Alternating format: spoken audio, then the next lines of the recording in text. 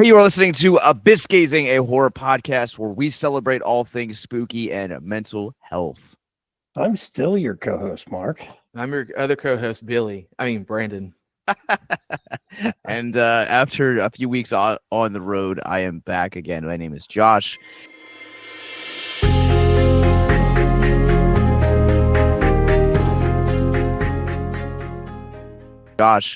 And I am so happy to be here for Surprise September. Was really bummed I missed last week. I love the voices. It's such a great, underrated movie. But this one is also just as good. And this is Mark's pick. But Mark, this is your pick.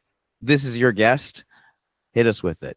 Those introductions. So I have this weird obsession with like paranormal videos and ghost hunting videos, and I came across Latinos Against Spooky Shit a while back, and Jonathan over here, and it's kind of a comedy spin on some of these ghost videos you see, and it's absolutely hilarious and great. And this has been a long time coming because I think there's been emails and texts for almost a year to get him on. So I didn't believe you were real until I logged on this call. I'm elusive. I'm my own cryptid. Yes, the wonders of email filters. So, but here we are, and we're going to have a fun time because we were already joking like a bunch of best friends before we even started. Yeah. But before we start the interview process, what is your pick for Surprise September, Mark? Was it 2003 French movie High Tension? Which so excited. Josh was unexpectedly happy about because he usually hates every movie I pick.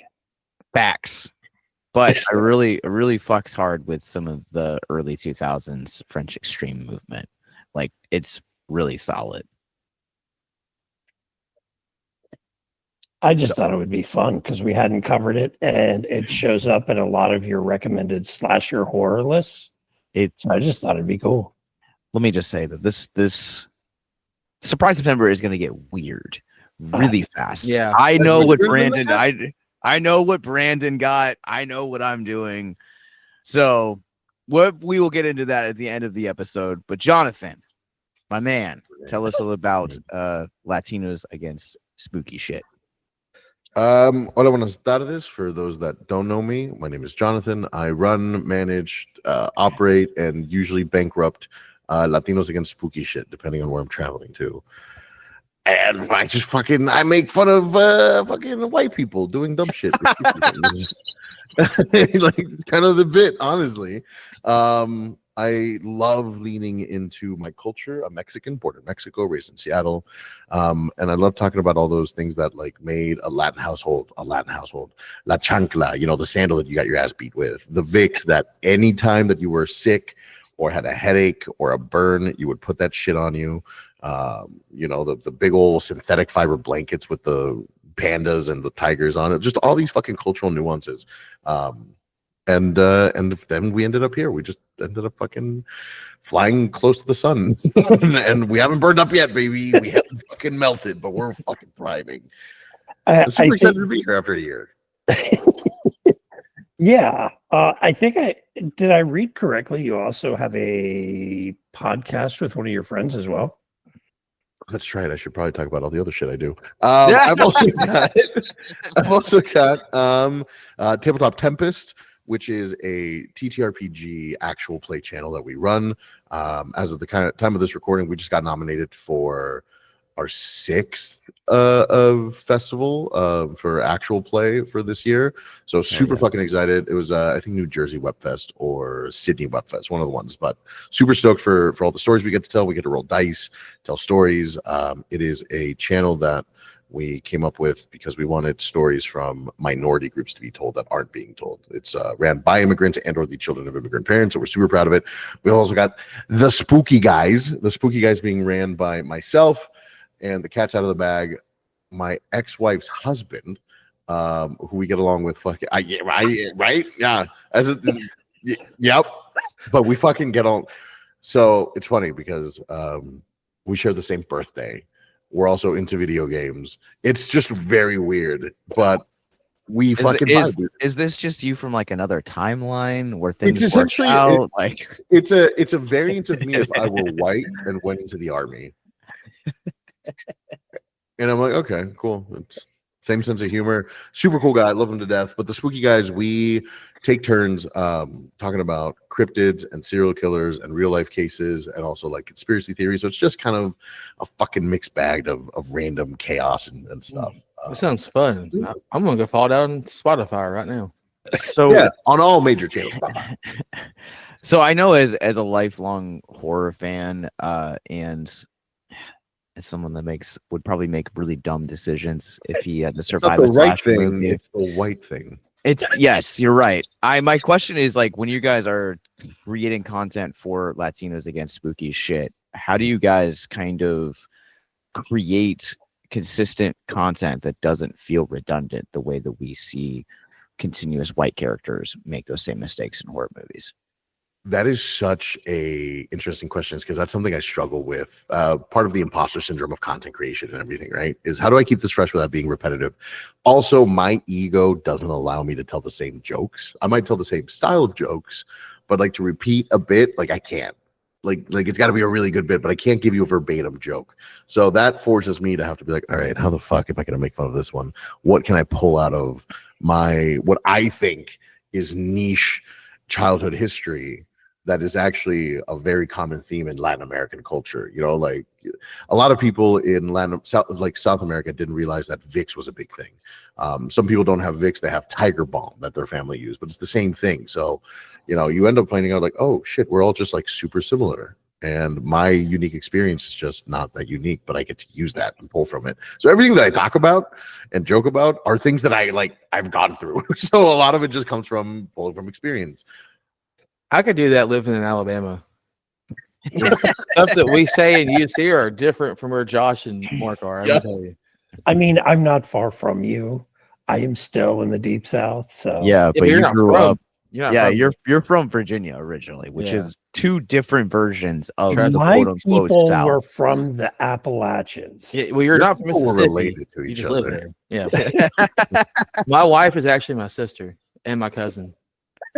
You heard it here for Damn, folks. family First, reunions folks. are She's sitting over here and she just looked at me like I'm gonna fucking kill you.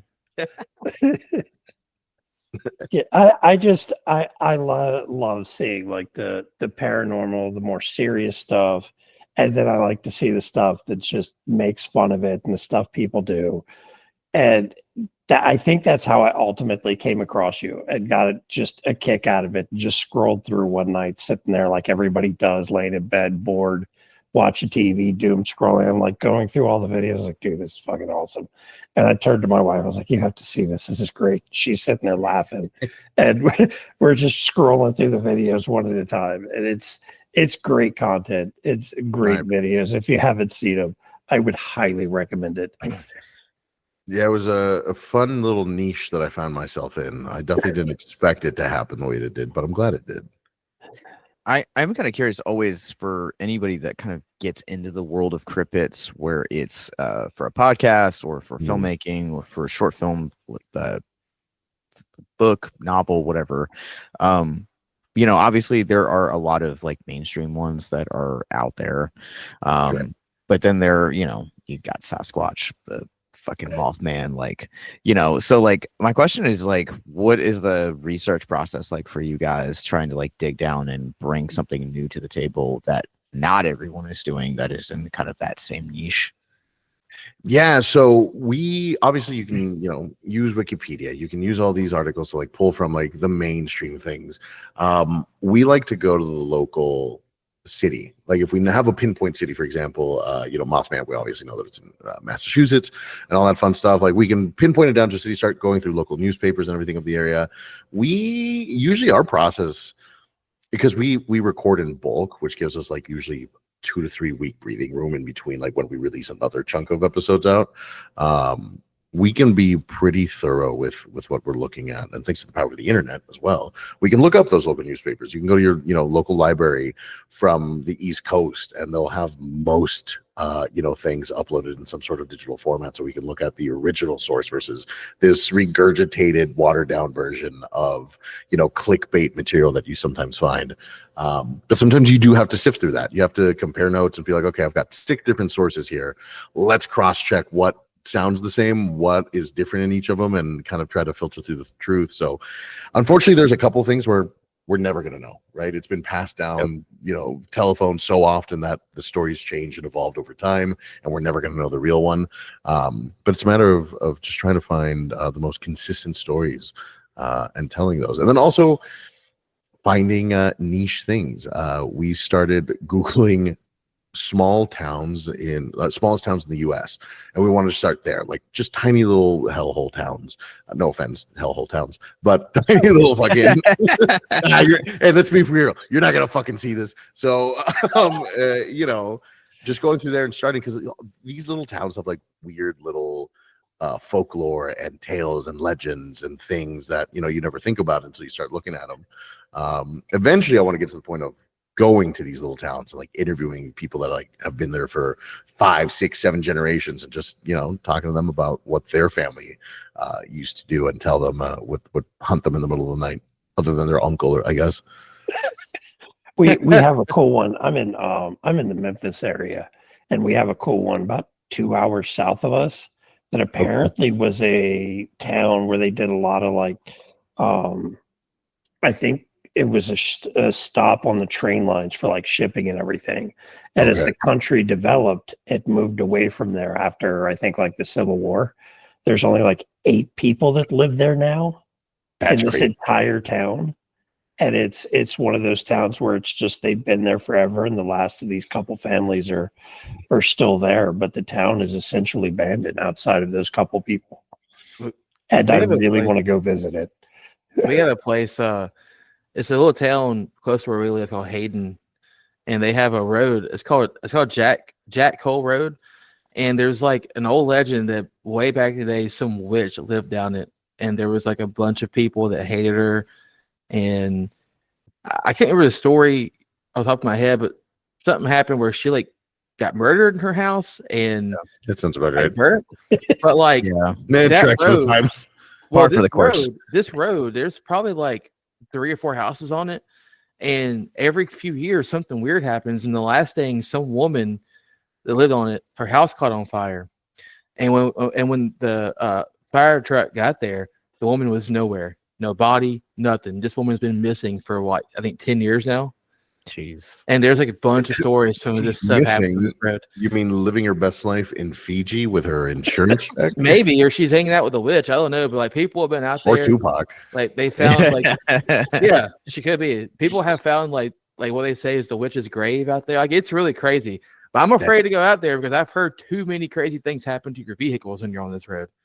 So we had a bridge that was like that, where back when I grew up, I had a drummer of one of the bands I was in high school that lived like 5 minutes from this place. And if you went, legend was that if you went there after, like, a woman had hung herself, and like if you went there after midnight, like you could still hear her suffocating or something to that extent. I don't know. So I guess the real question out of all of this, have you had any paranormal experiences or anything like that? I have. I've had 2 experiences that I have oft talked about. The first one was a premonition of my death when I was 9 or 10. Holy shit. It was, set the scene, Seattle, Washington, circa circa 2001, 2002, actually. We're in a truck. I'm in the back along with this girl my age who's related to the driver, and then my aunt's in the passenger seat. Me and girl back, playing, laughing, haha, doing our thing, whatever. We're in bumper to bumper traffic. And for those people that know Seattle, in some areas we got trains coming, we got the train crossings and all that kind of stuff. Pretty basic, pretty simple. Bumper to bumper traffic, we're going over the train tracks, right? Because you have to for traffic purposes to keep going. We get on the train tracks, and then the guardrails come down, and it starts blaring that the train's coming. And me and this little girl are freaking out. We can't move because it's traffic and there's no way out. Like, there's just more track. And what would be seconds before the train hits us, we're back 3 cars behind where we would have been on the train tracks. Me and the little girl are screaming. My aunt and her mom, the girl's mom, are like, why are you guys screaming? What's happening? We're crying. We're like, don't get on the train tracks. We're going to get stuck. We're going to get stuck. Like, what are you talking about? Like, don't get on the train tracks. Traffic keeps moving. Right before we get on the train tracks, we pull off because there's a dirt road. We pull off. And sure enough, a couple seconds later, rails come down. Minute or two later, train comes blaring through. So there'd been some malfunction with the alert system that they used that usually gives you like a 5-minute warning before a fucking train shows up, and it had alerted way too late, so somebody would have gotten stuck on there, and we somehow knew that it was going to happen. So this little girl just freaked out. Apparently we had gone from like playing and talking to just like being dead silent and staring out our respective windows, just disassociating. And then both at the same time, without warning, started crying out loud about the train. So, Jeez. Where is he for our Final Destination series? dude, fucking love me a good Final Destination film. He would have had a good perspective on those movies. Yeah. Well, the Final Destination 7's apparently in the works, so just come back and do Yeah. Final Destination You're on. 7. Yeah, I already got the second invite. Let's go. Let's do it. All right, well, we're going to take a quick commercial break. When we get back, we are going to talk about Mark's pick for Surprise September. This is High Tension. We'll be right back.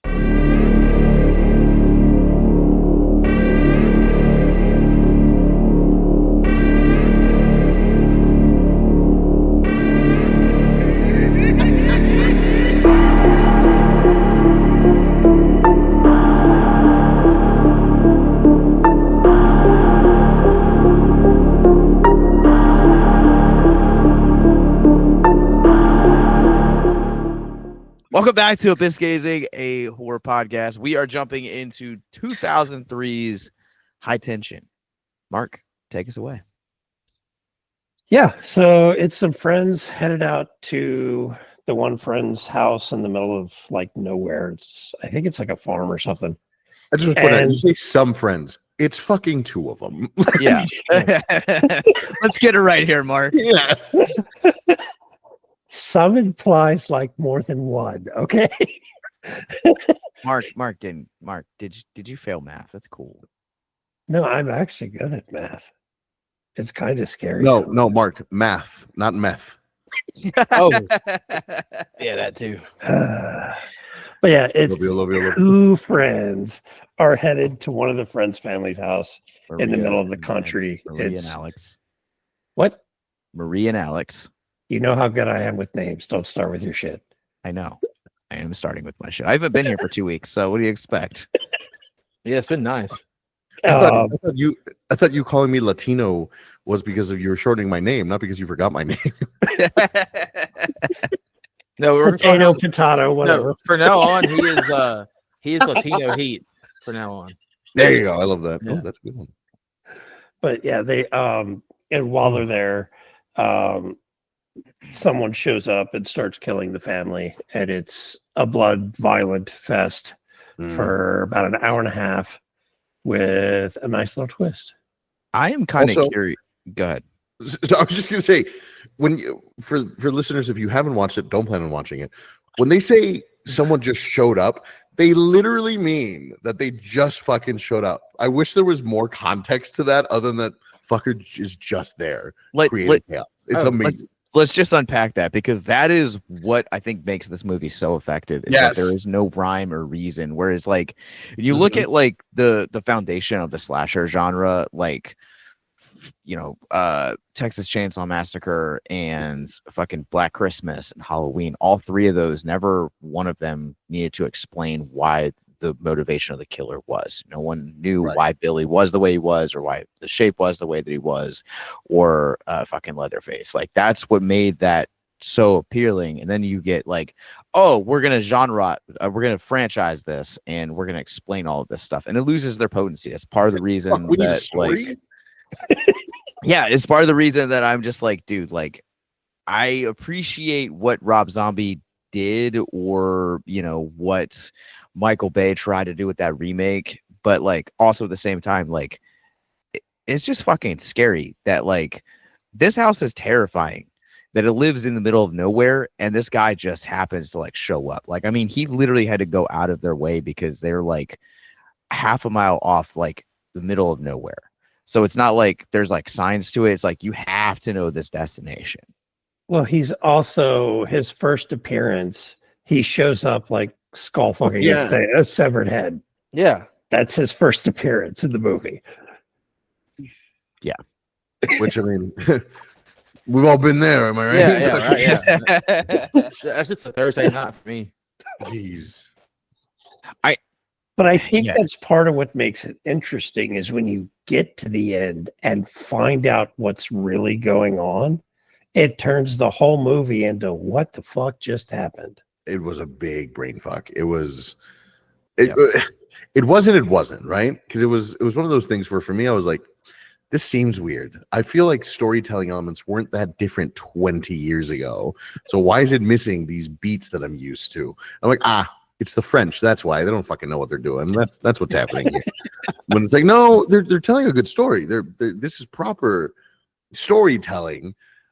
It's just that they started at the end, and that's what threw me off because I'm not used to movies beginning with the finale leading back into itself. But yeah, the dude's appearance, the again high tension, right? But it's such a palpable feeling that I felt when they were driving in the car together, and I'm like, they're flirting, but she doesn't know that they're flirting. And then I was like, oh, maybe I'm reading into it. Maybe it's just the French coming out. It's fine. Well, and then that ending is like, nope. All you thought was correct. So correct me if I'm wrong. They don't really show his full face until like the last couple sequences. God, that's what makes it's either the brim of his hat's over his face or he's looking over something, but his face is covered or obscured almost the entire movie. Even when he's in the gas station, like the way the lighting is, like you can still only see like the brim or like the bags underneath his eyes. Like you don't actually see the full face until it is like probably the last like 20 minutes of the movie. And I think that's what makes this movie so goddamn effective is that it does hide it, but it's like it has this level of groundedness to it to where it's like we're not going to hide it under a William Shatner mask, or we're not going to hide it under a store-bought like costume, hockey mask, costume, whatever you want to say. And there's nothing to like it's not a slide towards any of those movies, but I think this movie really has a level of groundedness to it. The fact that like this guy literally just is an average Joe. Yeah, he's just an average guy. Yeah. And like is just doing these like horrific things. I think because visually, obviously, right, the lack of definition on this entity that is is human yet is doing very inhuman things, or inhumane, I guess. But for me, it was also the leather creak of every step he took. There was this ominous feeling of foreboding the way that he walked. It wasn't just the footsteps, because you can hear heavy footsteps anywhere and like, oh, that's a person. But they hear this leather, because leather, you think, okay, a butcher, you think he's a farmhand, he's like it adds so much more to him without saying anything. Yeah, 100% agree. Like the way that they build this guy up, I think is quite impressive. Because this comes at the beginning where like horror was such an interesting place in the time of this release, to where it was kind of fading out of that renaissance that Scream gave us in the mid to late 90s, that slasher boom, but at the same time, like it was right around the time that there was starting to be that J-horror pop of the late 90s, early 2000s. It was right before we kind of stepped into the torture porn and these like really grotesque, violent remakes of the classics, like Texas Chainsaw Massacre, Amityville Horror, etc. And this movie, I think, really kind of showed a different sign, because I think of this movie and I think of irreversible when you talk about French extremisms and how unique they are compared to a lot of the films we were getting around stateside. I think that's what made them such an impact, and to this day has made them so celebrated within the genre to this day. There's almost a silliness to the gore too that didn't make it. It made it palatable in a way that I was like, oh, you're not just doing gore for the sake of gore. It's gruesome in a very realistic way that made me go, Jesus, like this is kind of ahead of its time. I just watched this movie for the first time like an hour and a half ago for reasons. I still am very confused. Is the guy real? So are we going to talk about the Child. ending? Yeah. Like, please help me out because Let's jump into the ending. I didn't have all week to watch it So twice. the beginning of the movie takes place after everything, and she's sitting there. You're never going to leave me again in a psych ward, all cut up and everything. And then where they show the guy axing the store clerk in the gas station, where he asked him a question. They showed the security video where it's her. Yeah. So basically, it was kind of almost like a schizophrenic multiple personality kind of thing.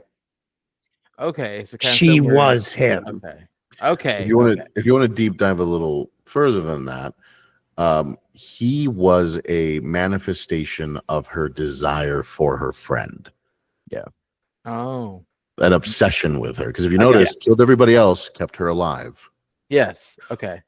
What I think is kind of really interesting, the scene in particular I think is really interesting to consider is after the break-in. It's like right at the beginning of the second act, and he gets into the car, back into the van, and he like takes the picture that he had from her before he like kidnapped her and kind of like carved it out of the frame, and then you see the rear view mirror is just like filled with like other what we can assume to be victims. Are those like Marie's like previous victims as well, do you think? I don't know if they're like actual victims of Marie having killed them. I think they're victims of her trauma and of the way that she has been in relationships. Okay. That's an interesting take on it. I hadn't thought of that. I was wondering about the whole victims thing too. Yeah. Yeah. I mean, if you think about it, anybody is a victim of, PTSD or of an abusive relationship. Like you are a victim of that. So I think it's an interesting take of because it highlights certain parts, which I think, because there was one where it was just a cutout of like the chest or breast. The other was like of, another girl's face. I think it's the over sexualization of an obsession of Marie with their partners and the ones that, she victimized. I also think it's really interesting to consider is that like when you look at the concept of like, wanting to kill or wanting to cause violence, it doesn't just start. It's not birthed out of a place where someone just wakes up the first day and be like, you know what? I think today's the day. I'm going to go to my local bank and just create chaos. Like that's not really how it happens, despite what we think. It eventually kind of starts at a place of brokenness and eventually kind of is birthed along the way to those things. And what I like about the interpretation about the trauma is that, those could have been people that hurt. I am definitely a person that has multiple relationships that have hurt me in the past, and that each of those traumas have shaped me and molded me in ways that have been both good and bad. And so I think that it's really interesting to kind of look at her and kind of see that maybe Alex was the breaking point. Maybe she had enough rejection, and maybe at this point for her, a logical thing in her mind that she had left was violence. We're seeing the tipping point, the boiling over of everything, of years of, because it starts with them talking about Alex's sexual exploits. Yep. And Marie, I'm sure, having been rejected time and time again at this point in time. She wasn't gonna get rejected this time. Well, the thing about like rejection too, right, is that like you can only take so far, so much of it before there is a breaking point, whatever that looks like. You know, for some people it might be an alcohol bender. For some people it might be drugs. For some people it might be self-harm. Or change of lifestyle in general. Change of lifestyle. Like, I mean, there are so many different ways that you can interpret that. You know, and maybe we just kind of see the most extreme version here, to where maybe she has been rejected so many times, or she's had her heart broken so many times. And like over time, I mean, those things, like, they really do tend to add up. And especially if you are just bottling them up, that bottle eventually is going to give way and is going to have to explode, because there's no more space left to contain the trauma. Well, you were talking about people don't just wake up to killing. And we talk a lot about mental health, mental disorders, things like that. And some of the topics Jonathan said you cover is like true crime and stuff. But when they get into like serial killers, there's people with the same conditions that live normal lives. Serial killers are a perfect storm of certain mental conditions and environment factors. Yes, usually brain trauma of some sort, abusive parents. You know, they do the killing of small animals. Like there's a lot of fucking telltale signs when it comes to, and we've determined a lot of them at this point in time. But when it comes to like, dissociative mental illness, like schizophrenia and, being bipolar and everything else like that. And then in this case, like, we don't know how long it's been happening. We don't know if there were signs or not. We're just seeing the climax of it all. And man, fuck, do they go hard? Yeah, it's just, I really tried. When I picked this movie, I had gone through a bunch of movies and couldn't find any of them. I was like, we've talked about this. Let's go ahead and do it. By the way, some of the movies... So I was going to say, some of the movies that High Tension had to compete with in this era, Dreamcatcher, Darkness Falls, Wrong Turn, Underworld, Freddy vs. Jason, the first one. So like, it's interesting that we're kind of going for a high action type of gore with our horror. So you're right. The 2000s was kind of an interesting time for horror to exist. The French kind of went a little ahead of their time, I think, with what they were doing with this one. If you look at the Japanese stuff from that same time period, it's more psychological. It's more mentally driven, like The Ring and stuff like that.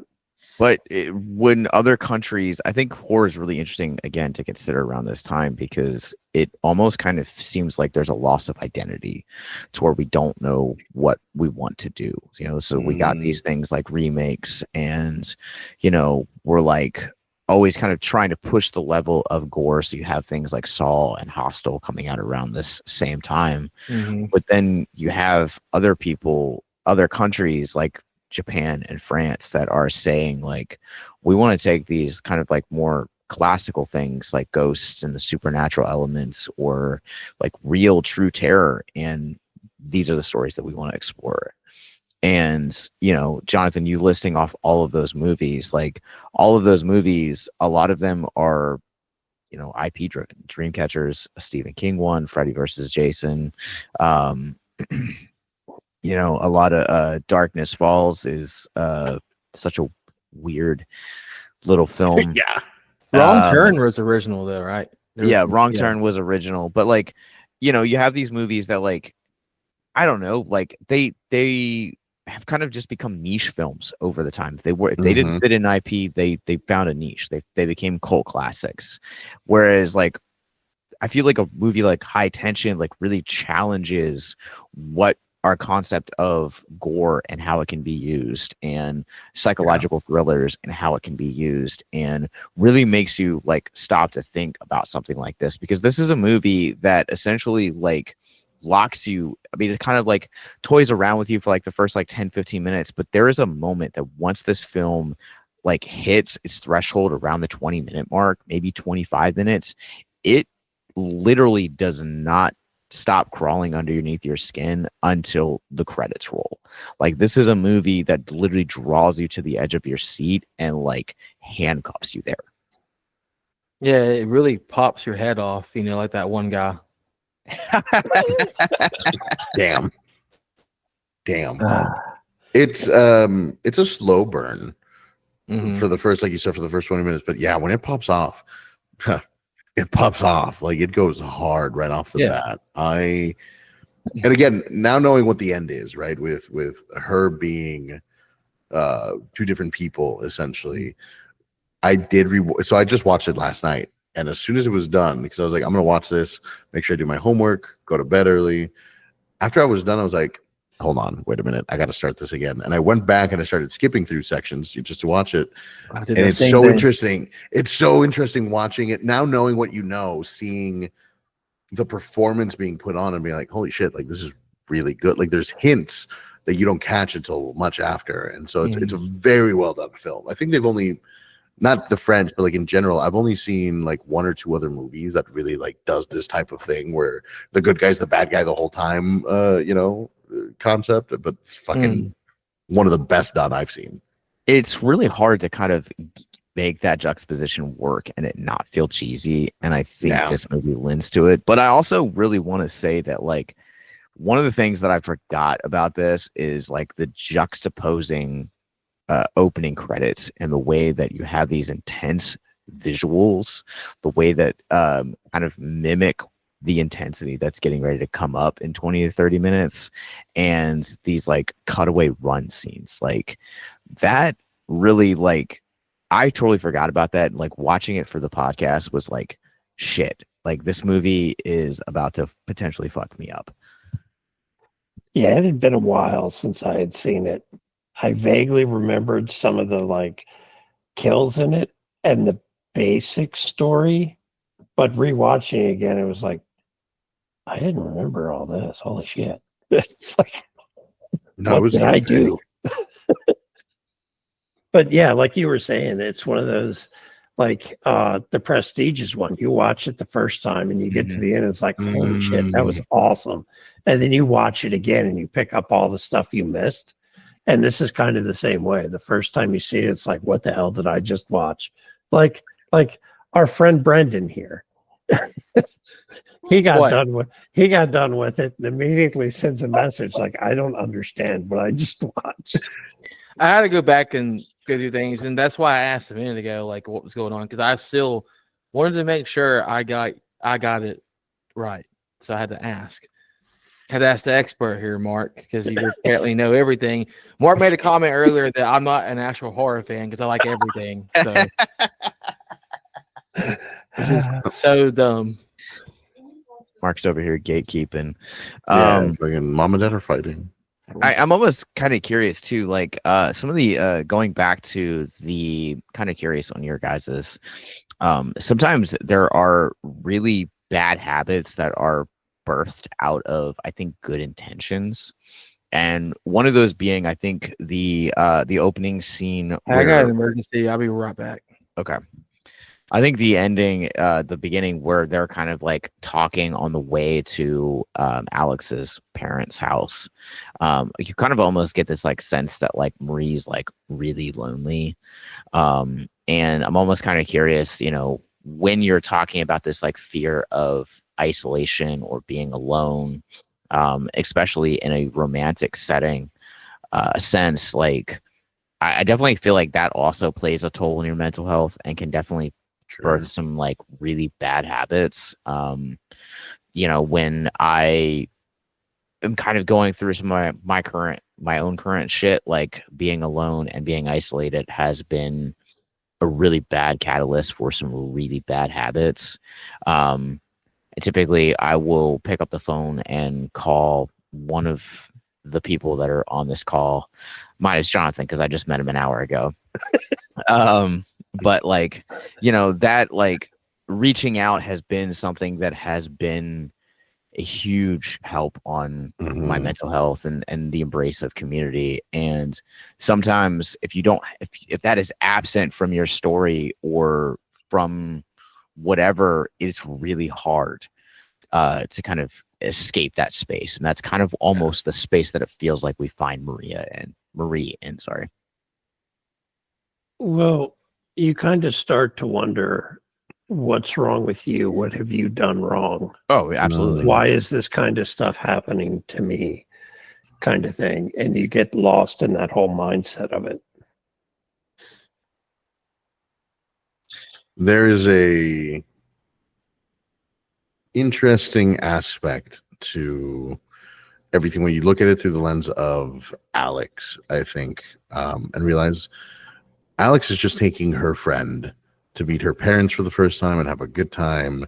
And she thinks that they're just, girls experiencing college, and to be woken up to your family being murdered, the shock of it all, right? And I think there through, right, if I'm putting myself in Alex's shoes, there's got to be a were there signs kind of moment, especially at the end when she's still there, because if she didn't still care about her, realizing that this was a mental health crisis, would she still be at the psych ward looking and asking about her?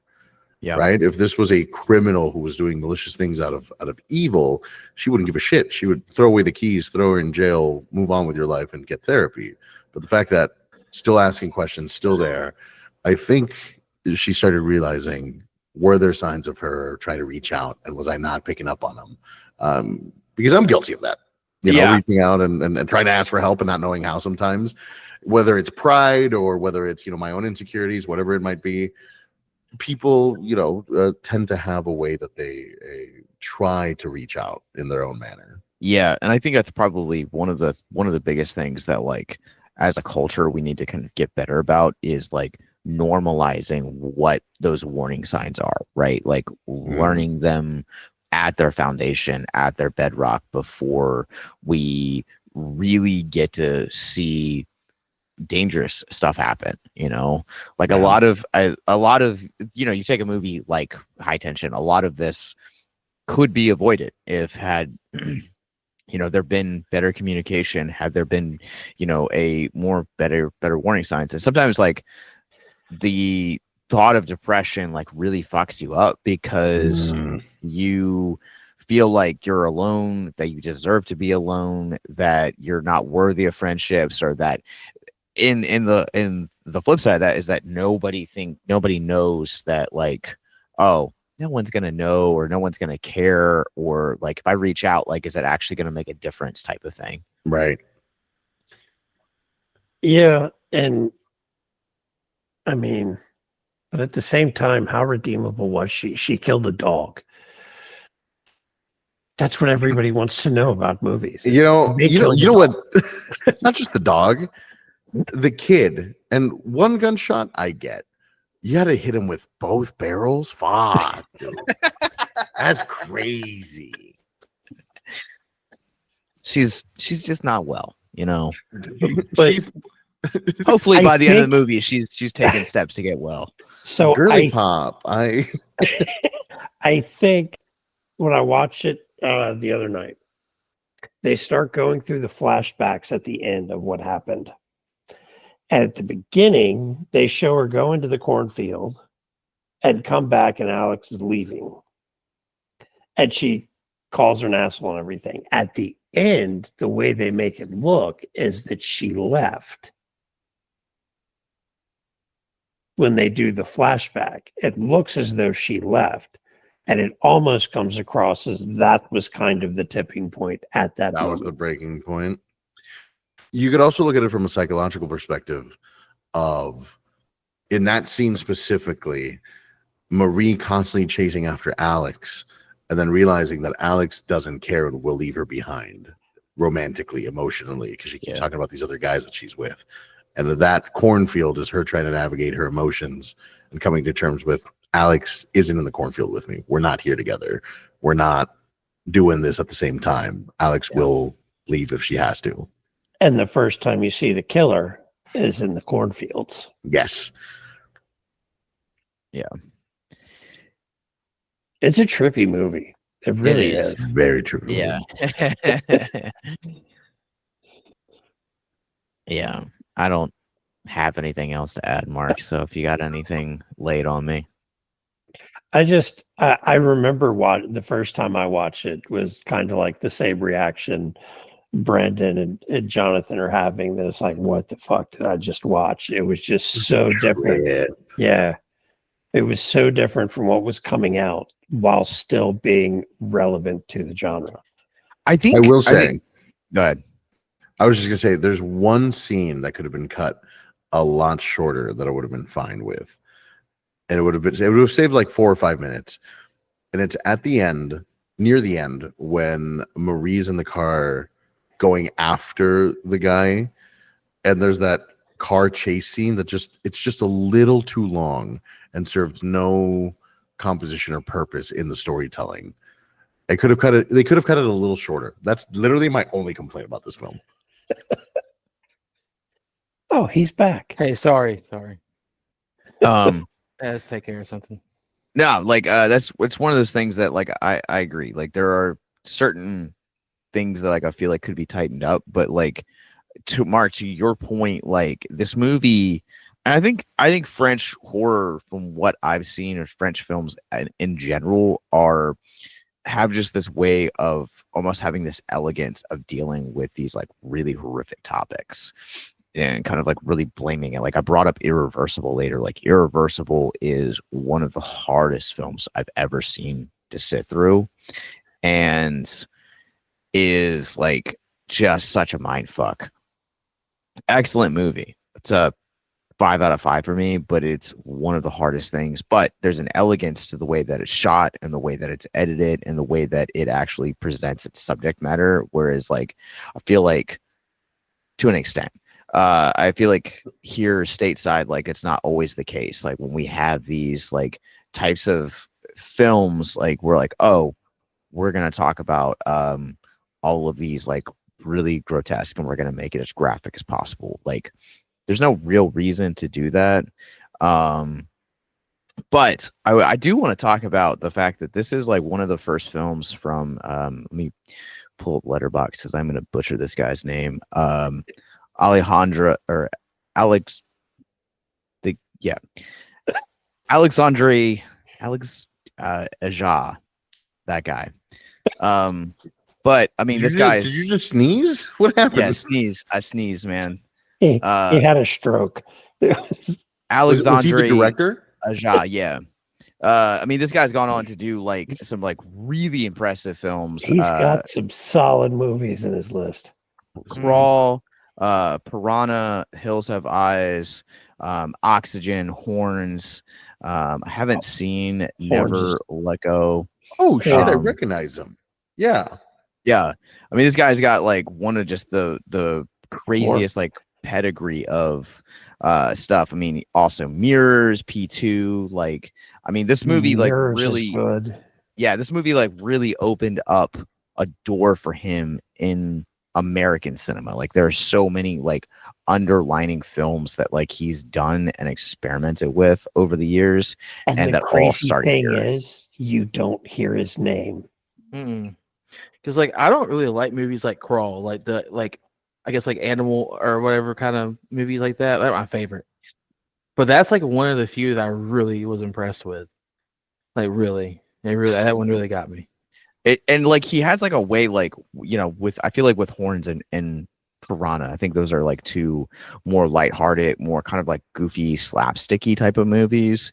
But then like Piranha for sure, yeah. Then you look at a movie like Crawl, and you definitely see that same level of anxiety that birthed High Tension. Like there is like, God, the anxiety that I felt watching Crawl is just insane. It's such a good movie. But yeah, I'm with Brandon. I normally don't like creature feature movies like that, but he just has a way of really doing a good job when it comes to like anxiety. Hills Have Eyes stuck. I'm sorry.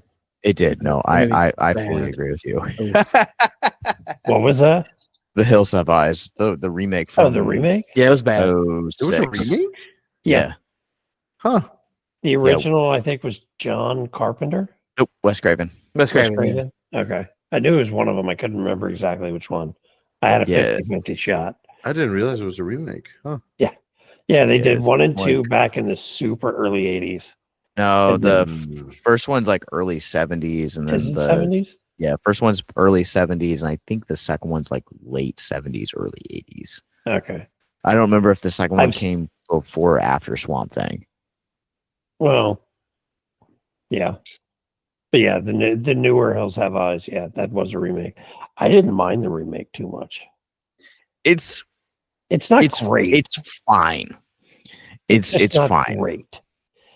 So But I think that's going to do it for us on this episode. So before we jump into socials, I will give. So next week is my week for Surprise September. And I'm bringing my friend Zambies with me because I love to get weird as fuck. And this movie celebrates 10 years this year. So I am bringing you guys all the way from freaking Poland. I am bringing you guys the movie called The Lure, which you can't see right now because my filter's on. okay. There it is. It is a movie called The Lure. If you guys want to stream along with us, I believe it is on Really? Max right now. This all movie I- is all I weird know- as hell. All I know is I have talked with Zambies. She didn't give it away. She just was like, what the fuck did I just watch? And had to stop it halfway through and go back and finish it later. It's so bizarre. And so Mark can stop saying I'm not a horror fan. I've seen this movie, Mark. So fuck you. Mark, I will see you next week. I'm so excited to hear your thoughts on this one. Out of everything we've done for Surprise September, this is the one that I want to hear your thoughts on so bad. Don't text me throughout the week and tell me, what did I get into? Come back next Sunday. We will record. We will talk about this movie. Same bad time, same bad channel. Yep. But until then, Jonathan, where can people find all of your projects? You can find me everywhere as Latinos Against Spooky Shit. You can also find me again, Tabletop Tempest. You may also find me on The Spooky Guys. So hard to miss me. All It's right. funny. It's funny with the Tabletop Tempest stuff because I paint miniatures for war games and stuff. You fucking nerd. Exactly. Yeah, I've got like a point- whole shelf behind Super- me of models I'm working on. Super nerd. Point You have a left. fireplace behind you. Mark, I already know the answer to it, but hit the viewers with where they can find you online. I just hang out here mostly because I never update my Instagram. Yep. Billy's not here for me to say it. We own the life rights to Mark. And you guys can catch us on new episodes every Wednesday night at 6 p.m. Eastern Standard Time. Brandon, where can people find you? at my house watching football, or on Instagram at Braden W Miller _205, or Letterbox at Braden W Miller. And you guys can also find me. I'm also on Letterboxd, which I have to desperately update since the Genre Blast was last week. You guys can also find me. I'm at Captain Nostalgia. And like I said, new episodes every Wednesday. We'll be back next week talking about The Lure from 2015. So until next time, remember, the longer you gaze into the abyss, the more the abyss gazes back into you.